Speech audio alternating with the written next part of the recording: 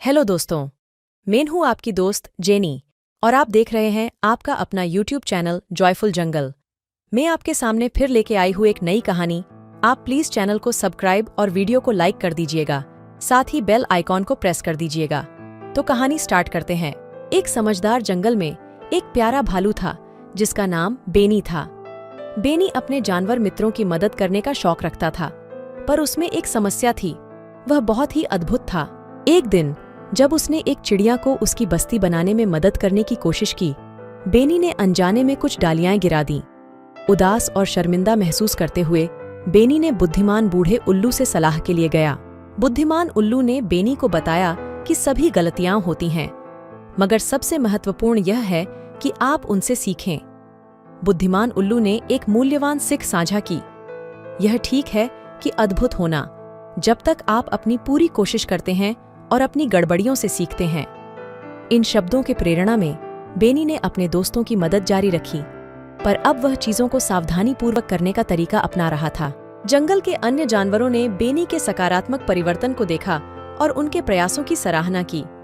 कहानी का सीख है कि गलतियों को स्वीकार करना ठीक है, पर वास्तविक चरित्र का मूल्य मौजूद है जो उनसे सीखकर बढ़ता है। बहुत धूप और फूलों की खुशबू से भरा एक जंगल था जहां एक बड़ा सा हिरणराज रहता था जिसका नाम था महाराज विक्रम। महाराज ने जंगल को शांति और सद्गुण से भर दिया था, लेकिन उसके पास एक छोटी सी मुश्किल थी। वह बड़ा भी हड्डील था। एक दिन महाराज ने अपने सबसे विशेष मित्र भलू बेनी को अपने साथ बुलाया। महाराज ने कहा, बेनी, तुम्हारी मदद से ही हम सभी इस जंगल को और भी सुंदर बना सकते हैं। बेनी ने खुशी खुशी स्वीकार किया और शुरू कर दी अपनी मददी मुहिम। पहले दिन ही उसने एक पेड़ के नीचे अपना आश्रय स्थापित किया और अपने जंगली दोस्तों की मदद करने के लिए उत्सुकता से बूट बंधा। लेकिन बेनी की बड़ी भूलनीली थी और कभी कभी उसकी अजीबोगरीब कार्रवाई दूसरों को मुसीबत में डाल देती थी। एक दिन जब उसने एक पुराने पेड़ को सहारा देने की कोशिश की, वह बर्बादी ला दिया और पेड़ गिर गया। सभी जंगली जानवर हैरान हो गए। बेनी ने अपनी चुप्पी बनाए रखते हुए विक्रम महाराज के पास गया।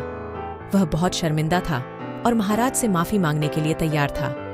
महाराज ने उससे कहा, बेनी, हर किसी को गलतियां होती हैं। जरा ध्यानपूर्वक काम करो और सीखो, फिर तुम और भी उपयुक्त होगे। बेनी ने इस सीख को दिल से लिया और अब वह हर काम को सावधानी से करने लगा। उसने अपने दोस्तों की मदद करना जारी रखा, लेकिन अब उसने अपनी हड्डील कम कर ली थी। जंगल के अन्य जानवर ने देखा कि बेनी ने अपने गलतियों से सीखा और उसने इसे सुधारने का प्रयास किया। इस कहानी का सीख है कि हम सभी गलतियों से गुजरते हैं, लेकिन सबसे महत्वपूर्ण यह है कि हम उनसे सीखते हैं और अपने कार्रवाई में सुधार करते हैं। बेनी ने यह सीखा कि सकारात्मक परिवर्तन से ही सच्चा सफलता आती है। तो ये थी आज की कहानी। आशा करती हूँ आज की कहानी से आपको जरूर कुछ ना कुछ सीखने को मिला होगा। इसी आशा के साथ फिर मिलते हैं एक नई कहानी के साथ। तब तक के लिए आप अपना ख्याल रखिए। जय हिंद।